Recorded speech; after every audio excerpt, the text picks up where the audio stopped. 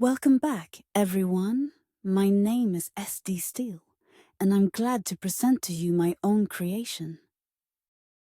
Please like, share, and subscribe. It would help a small writer keep her dream alive. I want to give a thank you to my Shay, who always lights my way.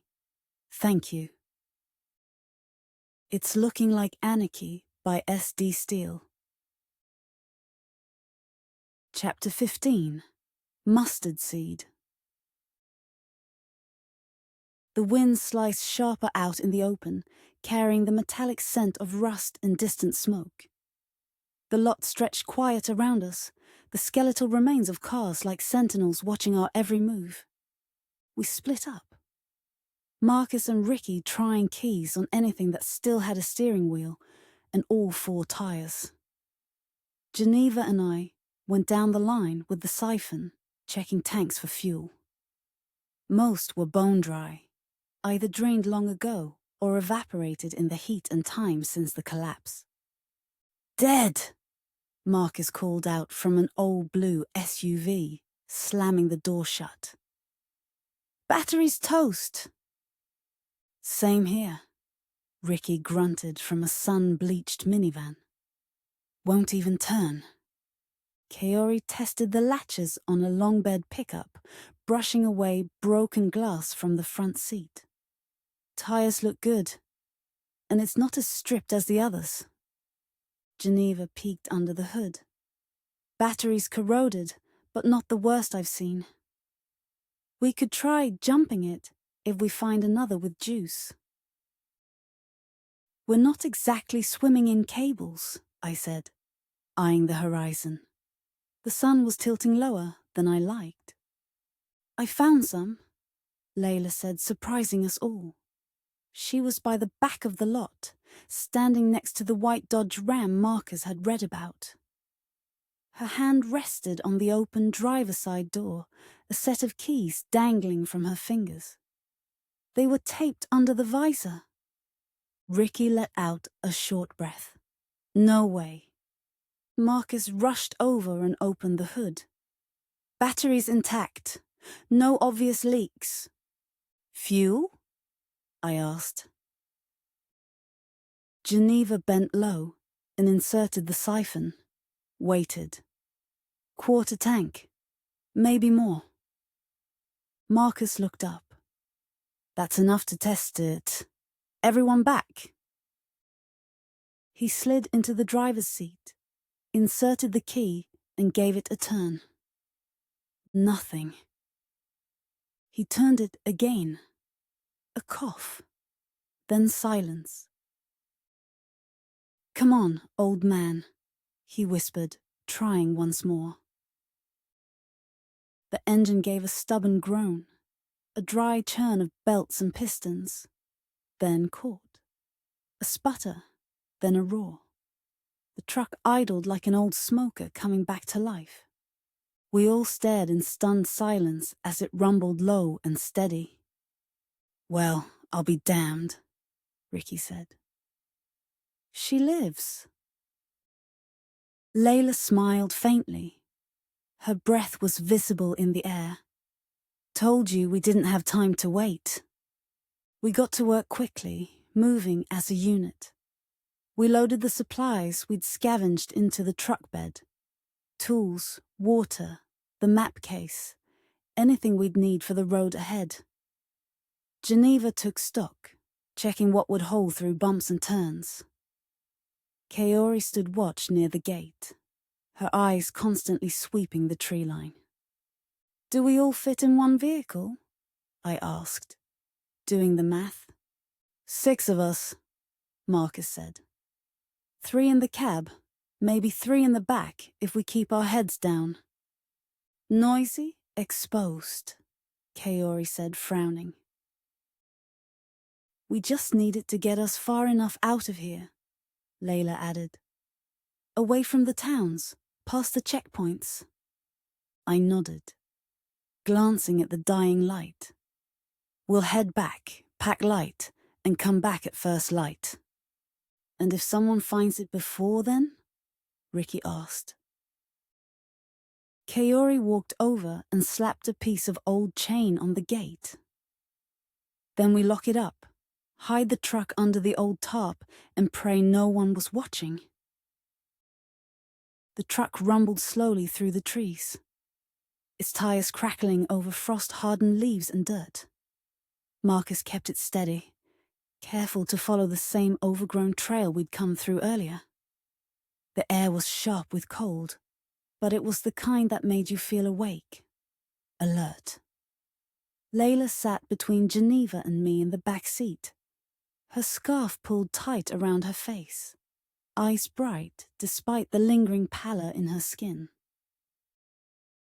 "I'm good," she insisted quietly when Geneva reached over to check her temperature again. "Still standing?" We parked around back, out of sight, beneath a nest of bare-limbed trees. The house waited like it had been holding its breath the whole time we were gone. No broken windows, no new tire tracks, still safe, for now. Inside, we moved fast. Firewood to the hearth, the last of the canned food brought to the table.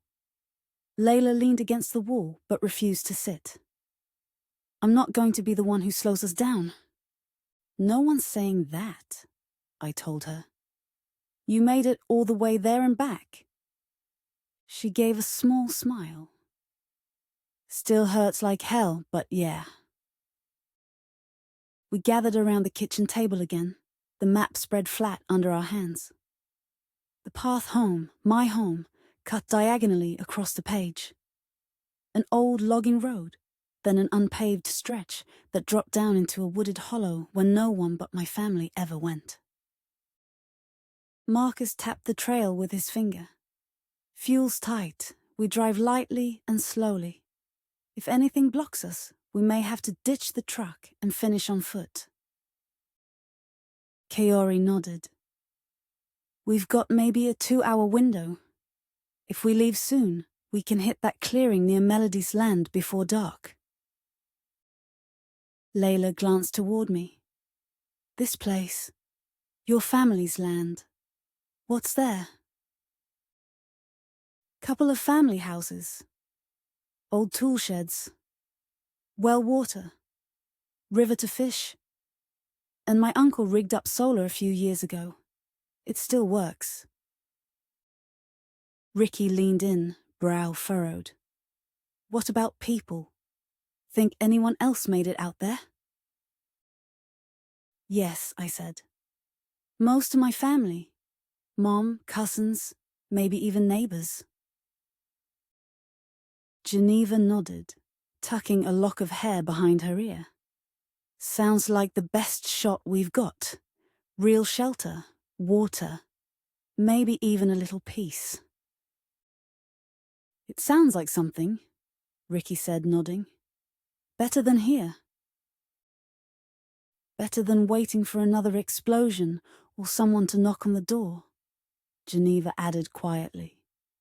No one disagreed. Layla straightened. "Then let's stop talking and go." We all paused for a second, staring at her. But she was right. We couldn't stay here. A quiet fire crackled behind us. Outside, the morning had climbed higher. Gold spilled through the window panes, brushing the dust of old furniture like the house was giving us its blessing to leave. Less than 2 hours. That's all that stood between us and safety. We started to move, packing, prepping, and checking the truck one last time. "Mama," I whispered, "I'm on the way." Chapter 16, Road Trip. We rolled out just after noon, the sun slanting enough to cast long shadows through the thinning clouds. The truck groaned under the weight of all of us. Bodies pressed shoulder to shoulder, bags shoved beneath seats, supplies wedged into every open space. The air inside was thick with sweat, diesel fumes, and unspoken fear. Geneva sat in the passenger seat, the map unfolded across her knees like a sacred relic. Her finger traced each road, each faded line and curve with deliberate care, whispering their names under her breath like incantations. Marcus was at the wheel, both hands gripping it tightly. His knuckles were pale, the tendons in his forearms taut with focus. He didn't speak. None of us did, not really. Even the usual tension between Ricky and Kaori had gone quiet, replaced by a shared understanding. One wrong turn could kill us. Layla sat by the window, cradling her rifle like it was a child. The barrel rested against her thigh, the sling draped over her shoulder. Her eyes never stopped scanning the tree line. Every time a bird burst from the underbrush or the truck backfired on a bump, her shoulders tensed. I could feel her alertness like static in the air. I sat behind Marcus, one hand resting on my duffel, the other close to the knife I'd reclaimed from the camp. My fingers kept brushing the hilt, as if making sure it hadn't vanished. It grounded me, reminded me that I wasn't powerless, even if everything around us was collapsing. The roads turned rougher the farther we drove. Cracks in the pavement widened into jagged lines. Then the asphalt disappeared entirely, swallowed by gravel and dirt. The truck jolted over potholes, bouncing our gear and jostling our spines. Pine trees closed in on either side, tall and watchful. "Half a tank," Marcus muttered. "We're gonna make it." I wanted to believe him. I really did. But every minute that passed, every mile closer to the old family land, the more it felt like something was watching us. Like the woods themselves were waiting. We crested a low hill, and as the road curved down into a hollow, I spotted something that made my stomach clench.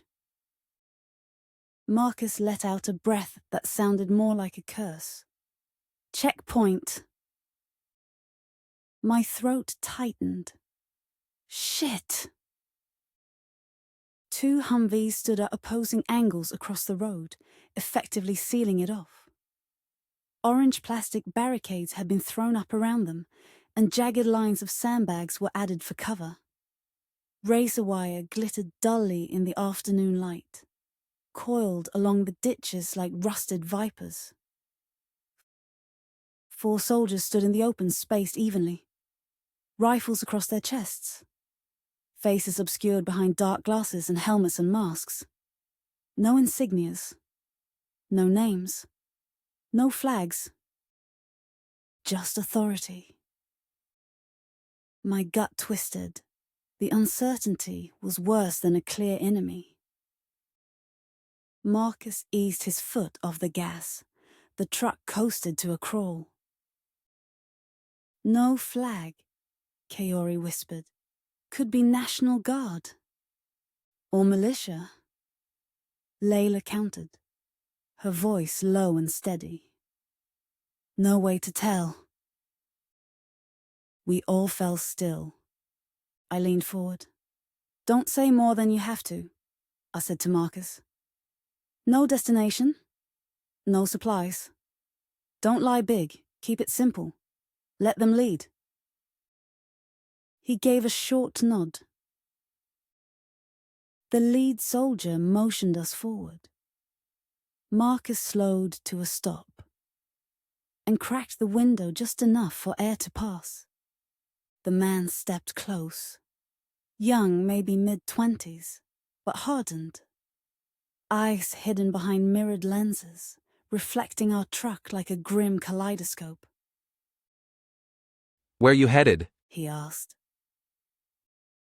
Marcus didn't flinch. "Family. Out this way." "Got ID?" "No, sir." "Why not?" "It's the law." "Lost it when everything went to hell." The soldier stared at him for a beat that felt like an hour. Then his gaze flicked into the back seat, softening over all of us. You armed?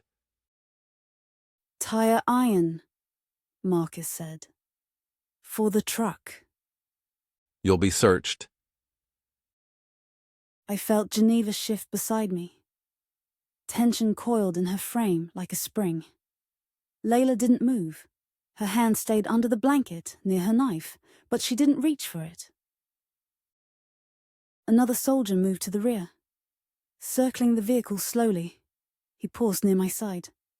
I kept my face neutral and my hands visible. He stared for a moment, too long, before moving on.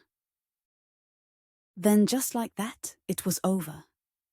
Stay on the marked roads. The first soldier said. Turn off and we'll consider it evasion. Understood? Yes, sir, Marcus said, voice dry. We rolled forward as the barricade was dragged aside. The forest swallowed us again. No one spoke until we were a good half-mile down the road. That went better than I expected, Kaori said, exhaling sharply. I think they were real. They weren't looking for us, Ricky murmured. Layla glanced back toward the road. Next checkpoint might not be so lucky. The tension didn't fade, it just changed shape. As the truck rolled on, the trees began to thin, the road opening up to stretches of farmland, fields fallow and empty. And then we saw the beautiful sign of safety. Period. Rusted and bent, but still standing. Troy, Pop. 3147. A jolt of recognition slipped through me like static. The shape of the land, the slope of the hills, the curve of the road. This was the edge of the world I'd grown up in. It didn't feel safe. It felt like the final stretch before a storm. Marcus, slow down, I whisper. Up ahead in the distance, another blockade. Smaller, disheveled and thrown together, with no way around the Wahyu Lane Road. This was dangerous. Sandbags, a lifted pickup with a mounted light. 3 men in camouflage. One leaned on a bat. The other had a rifle over his shoulder and a mean grin on his face. But it was the flag that stopped my breath cold. A pale purple flag. A white symbol in the center. Crude, stitched by hand. Recognition slammed into me like a punch. My heart started to pound. My voice cracked. No. Number. No. Marcus. Don't stop. Go. What? Melody. That's not the military, I shouted. That's Pierce's flag. It's them. Gunfire rang out before anyone could process what I'd said. A round pinged off the tailgate. Geneva screamed. Kaori ducked instinctively. The truck rocked forward. Hold on! Marcus roared. The world blurred. We flew past the barricade. One of the men dove to the ground, and another fired too late. The rifle blast echoed behind us. Where? Marcus barked, his hands white-knuckled on the wheel. Left at the middle school. Then take the gravel fork. No sign, just trees, I yelled. The town blurred past. Houses boarded up. A rusted tractor in a ditch. A gas station with windows shot out. Purple flags in the yards, hanging limp but watching. They march here every summer, I said through clenched teeth. My grandma never stopped in Troy. Even before the world ended, it wasn't safe for us here. So that was a trap, Ricky muttered. An ambush checkpoint. No question, Layla said grimly. They're hunting. She clutched the seat. Her knuckles were pale. I turned to look behind us. Nothing yet. Just an empty road. But that didn't mean they wouldn't radio ahead. Marcus took the left hard, tires shrieking. Dust billowed up behind us. The forest surged back into view. This the road? He asked. Almost, I said. My eyes locked forward. Watch for a mailbox nailed to a pine stump.